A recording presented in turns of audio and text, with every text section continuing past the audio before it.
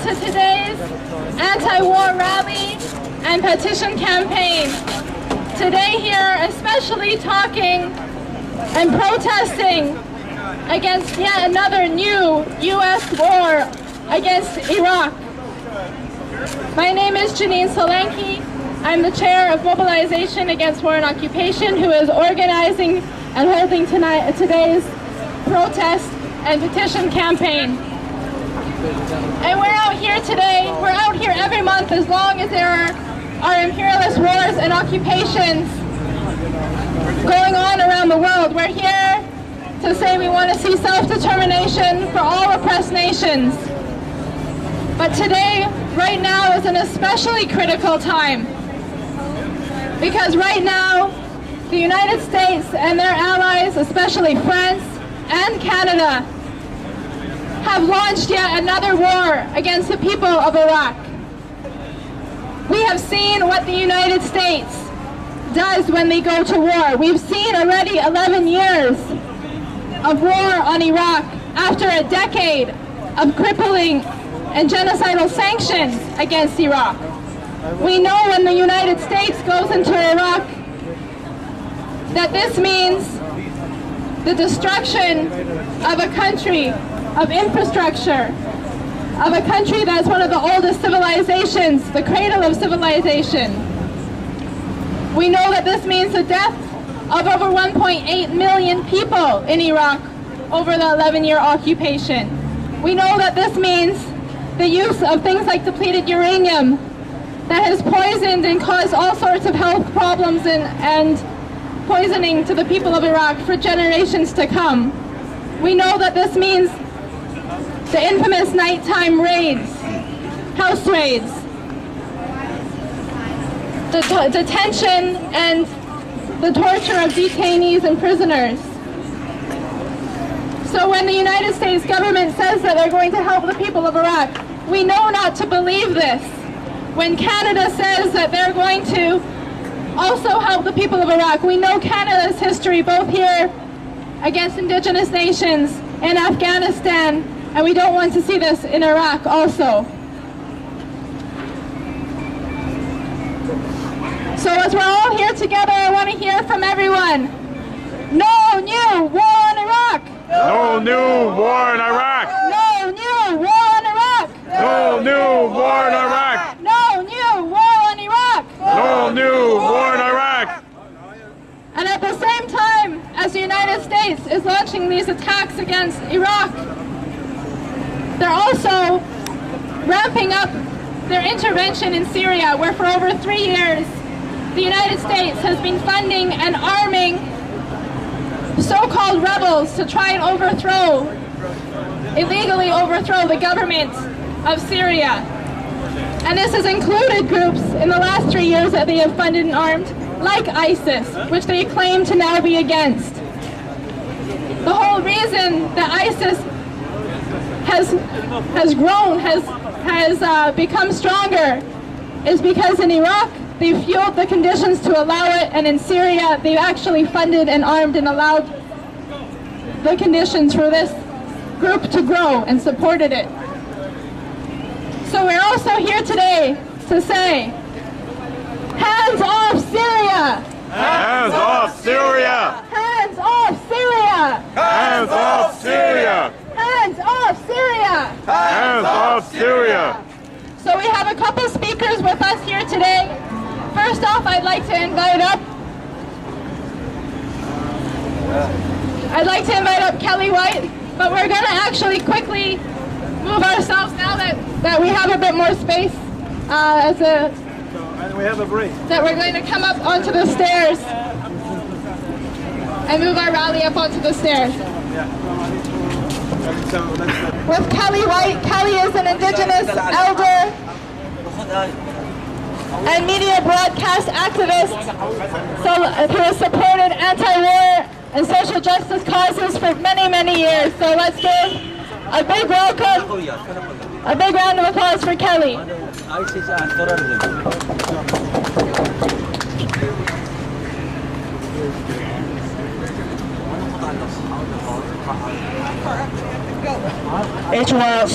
HYCM in the highest of the honors, healing our nations of united resistance to apathy, apartheid, united resistance to war. It is an honor to share time with us with the circle today and the world community, our families, our community, and our neighbors, our friends, our generations before and after us in the pledge of work for world peace, right, starting from the families and the newborns, with appreciations for our newborns, our children, our adults, and our grandparents. We salute our Sailor's Peace Anthem and Song for World Peace. If you don't have a drum, you can put your hands together, or stomp dance the way we stomp dance on the Pacific Rim of the continents of North, Central, and South America. For world peace. What's your name? And the spirit of the highest honor. Put your hands together and become the drum. You have that bad. Signs to hold, we can forgive you. So, for world peace, we'll just sing the song if you can. If you can stomp dance, you can. If you can put your hands together, you can. And for world peace, right, for all generations before us and 7 generations after us, and the highest of the honors, Hoichaka Chenkwenmen Tomi, to the brothers and sisters that join us today in a manner of no surrender. Hoichaka CMC CIM, for the families that join us today with mobilizations against war and occupation to create world peace with the attitude of no surrender. In the highest of the honors, Hoichaka CMC CIM, in our language for the creation of peace in our community. Hoichaka CMC CIM, for the pledge of mobilization against war and occupations, daily activities with world peace and the gain for world peace.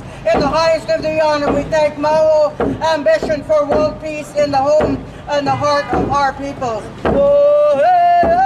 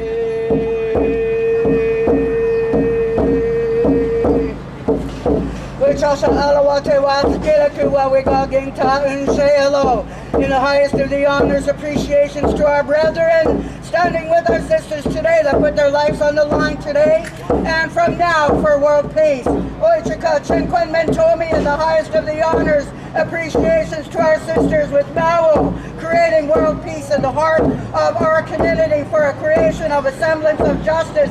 Oichika Chenkwenmen Tomi, for the songs, the daily offerings for creation of world peace, mobilization against war and occupation.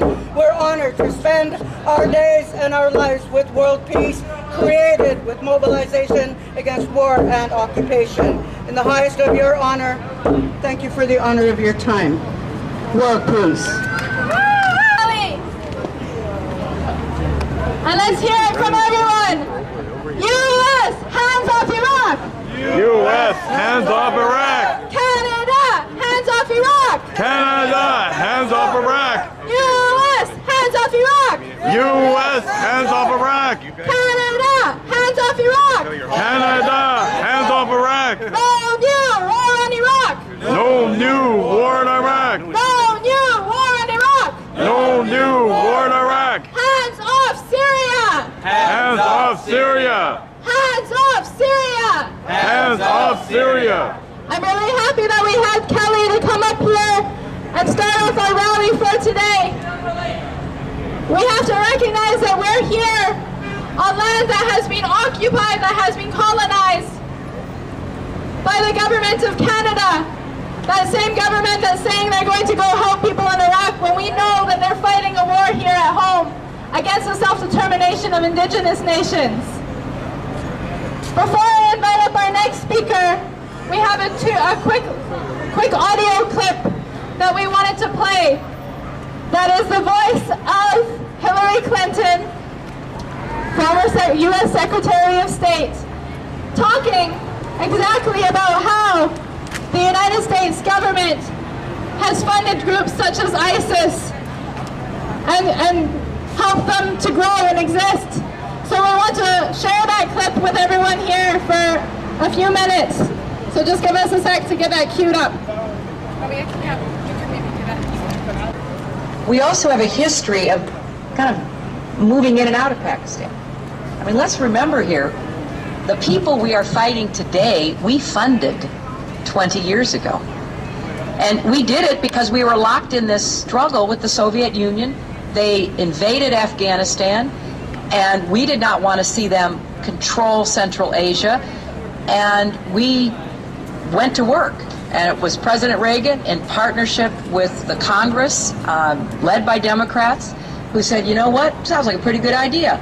Let's deal with the ISI and the Pakistani military, and let's go recruit these mujahideen, and let's get some to come from Saudi Arabia and other places, importing their Wahhabi brand of Islam so that we can go beat the Soviet Union. And guess what? They retreated, they lost billions of dollars, and it led to the collapse of the Soviet Union. So there's a very strong argument, which is, it wasn't a bad investment to end the Soviet Union, but let's be careful what we sow because we will harvest. So we then left Pakistan. We said, okay, fine, you deal with the stingers that we've left all over your country. You deal with the mines that are along the border. And by the way, we don't want to have anything to do with you. In fact, we're sanctioning you. So we stopped dealing with the Pakistani military and with ISI, and we now are making up for a lot of lost time. Okay, so that's the voice of Hillary Clinton explaining exactly how the United States government funds and supports groups like ISIS today and causes them to exist and supports them as they pit one group against another, the classic tactic of divide and conquer that the United States is using to wreak havoc around the world, and right now especially in Iraq and Syria. So I'm going to invite up our next speaker. Mamdouh Ashir is an Iraqi-Canadian community activist, and let's give him a big welcome.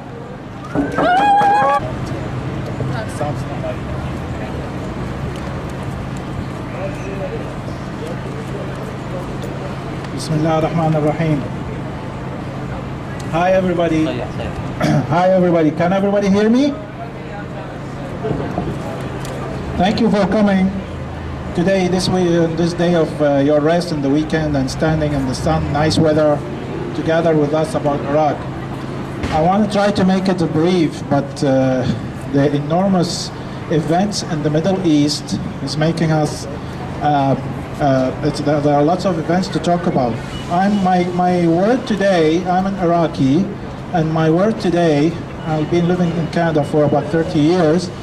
My really word today about to try to make the Canadian public understand that the Iraqis had lost trust in the US and the West in general about what we're hearing in the news. Today, for example, if we look at the USA really, on its foreign policy, has resulted in no peace and no harmony. And it doesn't have any real friends or alliances. And then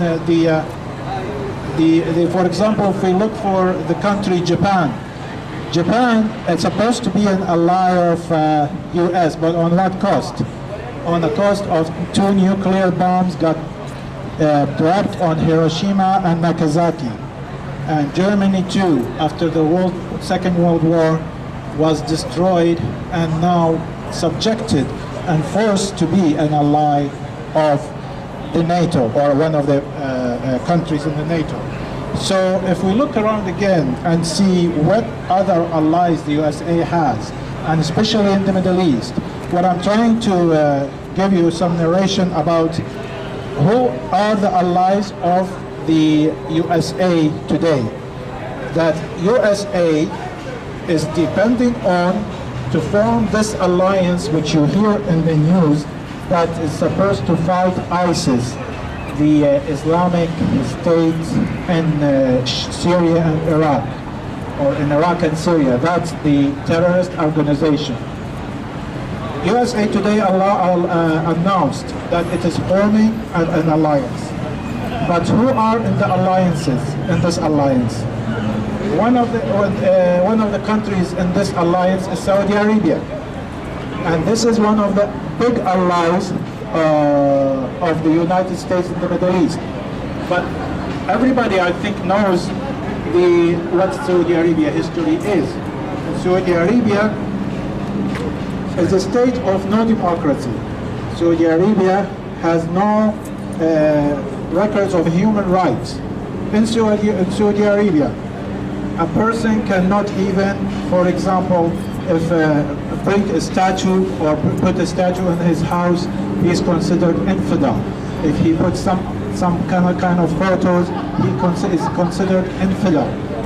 A woman cannot drive in Saudi Arabia. So this kind of ally the USA has in the Middle East, in the Arab world, Saudi Arabia, it's a one family rule. I don't want to go through the history of Saudi Arabia, but the reason we're going through that, because we try to understand who is ISIS and where did it come from and how it became in. ISIS is actually the bred of the Wahhabi sect. ISIS is the bred of the Wahhabi sect, which was created by the British spy, Mr. Hamper, working in the early 1700s. Tells of distinguishing himself as a Muslim and infiltrating the Ottoman Empire with the goal of weakening it to destroy Islam once and for all. So this is the history of Wahhabism. That's the doctrine of hate and terrorism that Saudi Arabia adopted and was established on that basis of supposedly Islam, but it's nothing to do with Islam. It's British made. Now, ISIS is reviving the Wahhabis' savage destruction of Islam. ISIS is the Saudi right arm, exactly same doctrine. The Saudi beheads its political enemies. It beheads political enemies or criminally suspected, and so does ISIS. They follow the same evil doctrine. Obama lately told the people and around the world that he's forming the alliance. And I'm emphasizing on the speech about this alliance because later in the speech we want to make a clear Iraqi demand, and we want to make a clear position of this alliance, the supposedly alliance. And I think, by the way, Canada is one member in this alliance, so as France, Britain, and other countries. He told the people that Obama told the people that ISIS is threatening, or it is actually a threat to the United States of America. And I don't understand how ISIS can be a threat to the United States of America. Does this group of small number of groups possess any infrastructure of any kind of technology that makes it in parallel with the USA and its technology in terms of defense, medical, everything? What is ISIS? Just a group of people armed with actually light arms threatening the USA? How can you believe that? But Obama doesn't tell the other side of the story. Where did ISIS come from? How it was created? Where did it come from? Are they like aliens from outer space or what? That you don't hear in the media, in the mainstream media, Western media. The clip that was just played just before stating Clinton stating clearly that the Americans have actually supported Al-Qaeda 20 years ago. This is, I can also support it with an evidence from the times of Ronald Reagan. In 1985, Ronald Reagan, he has hosted the Taliban's, the ancestors of ISIS, in the White House. And he said this famous remark: these gentlemen, he's referring to the Taliban, are the moral equivalents of America's founding fathers. So of course, when I read this, I always question, what do the Americans' founding fathers have in common with the Taliban? The Taliban's terrorists does not mean the America's founding fathers are terrorists too? That's what comes to my mind.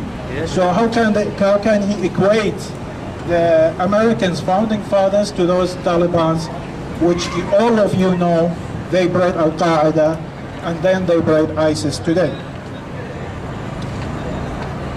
The US joined Iraqi army when it invaded Iraq and occupied Iraq in 2003, and now it spent $40 billion, but all in corruption.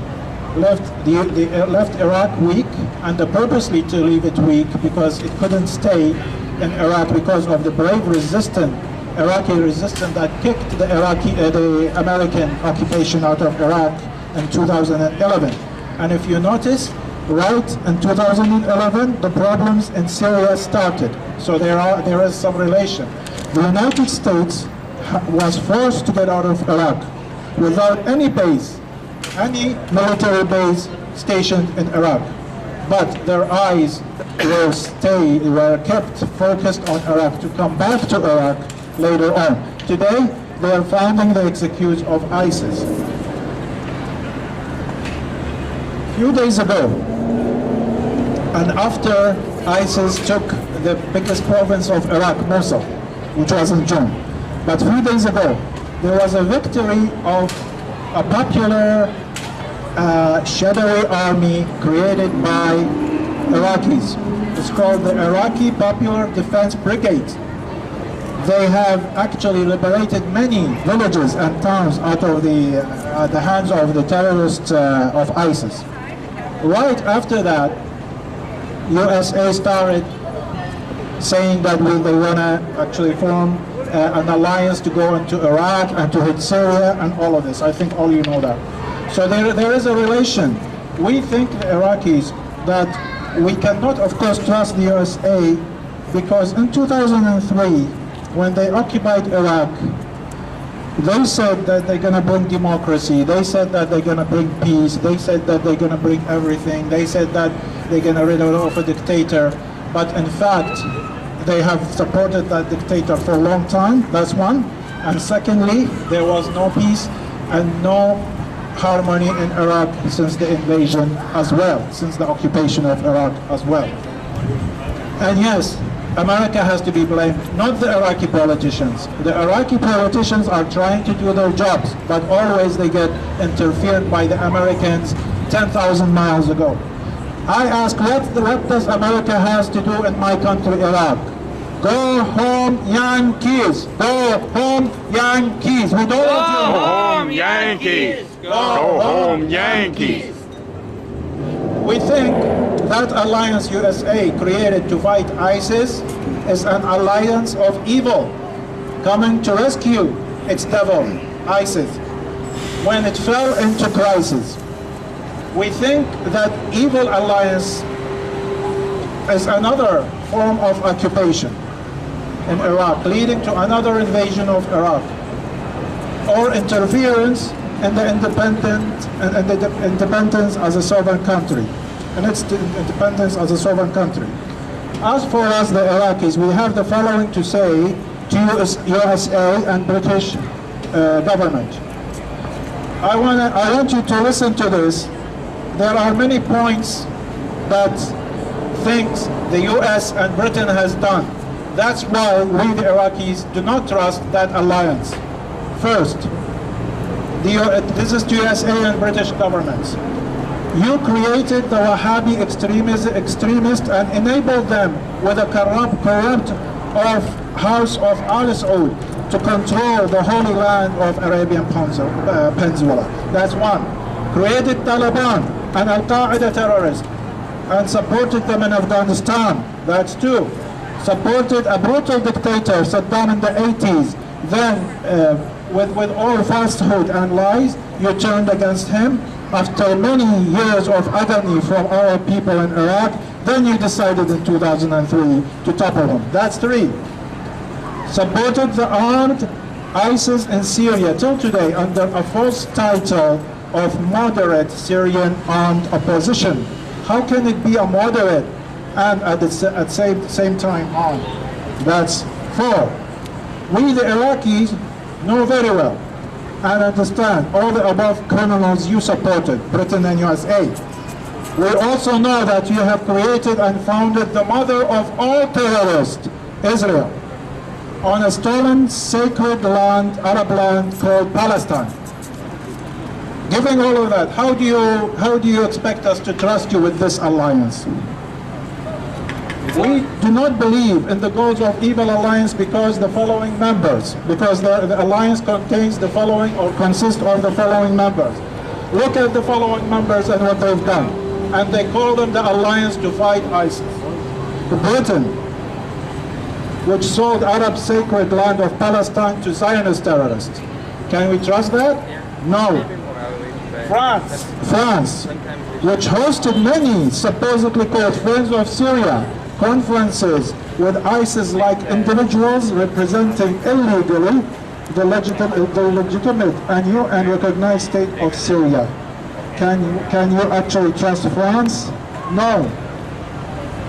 Wahhabi Saudi Arabia, which armed ISIS in Syria and Iraq, and I don't need to talk about Wahhabi Saudi Arabia and their role in creating ISIS in Syria and Iraq.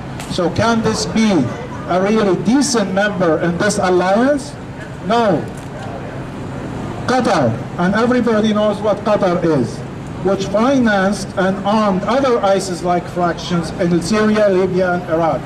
So can this be another decent member in the alliance, so-called alliance to fight ISIS? Say no. That's what we think. No. And then, lastly, Jordan is also in the alliance, which has ISIS training camps, camp lands, supervised by CIA and American intelligence. So can this alliance, after all these members, and I didn't put the rest, but these are the main focus ones, these members of this alliance helping ISIS, and yet they come and fool us to tell us we're fighting ISIS. Who you are kidding? Therefore, we do not believe in that in this alliance, as this alliance is not of alliance of good, but this alliance of evil. Therefore, we the Iraqis do not trust this alliance to be serious in fighting ISIS.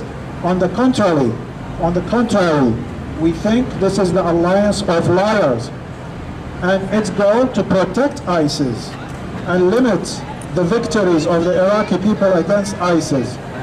Nevertheless, we demand from the UN and under the Security Council Resolution 2170 the following: impose full sanctions on the following states sponsored and still sponsoring ISIS terrorists. Impose sanctions on Israel for supporting ISIS in the Golan Heights. Everybody knows the story. Impose full sanctions on Turkey for opening, training, moving terrorists from Europe and infiltrating, allowing them to infiltrate to Iraqi borders inside Iraq and inside Syria. Everybody, I think, knows that. Impose full sanctions again on Qatar, as also financing, arming the ISIS terrorist groups. Impose full sanctions on Saudi Arabia. I mean, if I go on imposing the full sanctions of all these peoples, it looks to me Britain, France, USA, and its allies are the real terrorists, not us, the Iraqi people.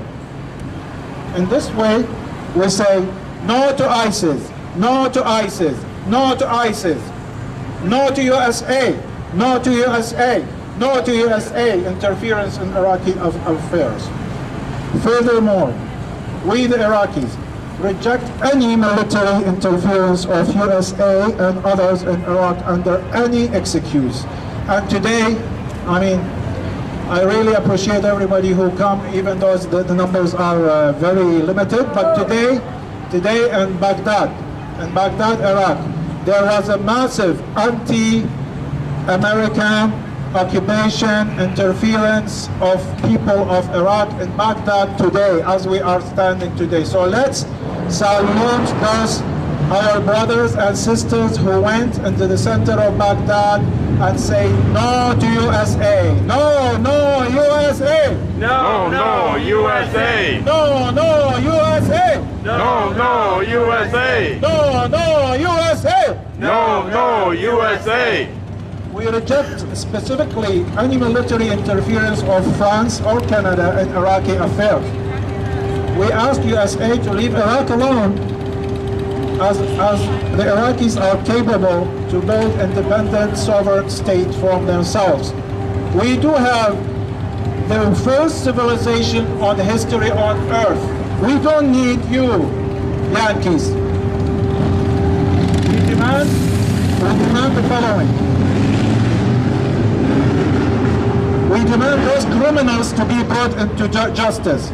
George W. Bush, Donald Rumsfeld, Paul Bremer, Tony Blair, and others in our 55 deck of cards list of American criminals. All these need to be brought to justice for the damages they caused to my country in Iraq since 2003 and before.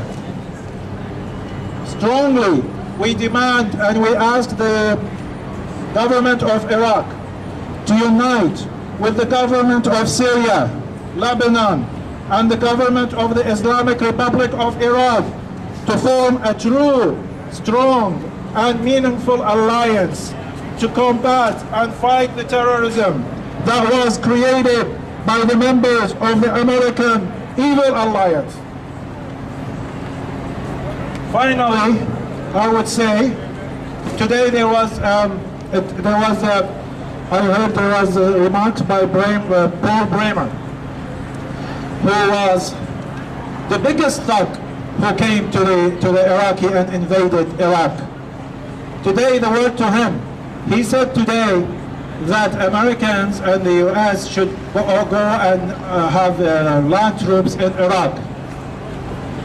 We tell Paul Bremer, like the Iraqi resistance, send 5,000 American Marines back in body bags. There will be more if you dare to touch the Iraqi land. It will burn under your feet. We do not tolerate you and thugs like you to come to our sacred land.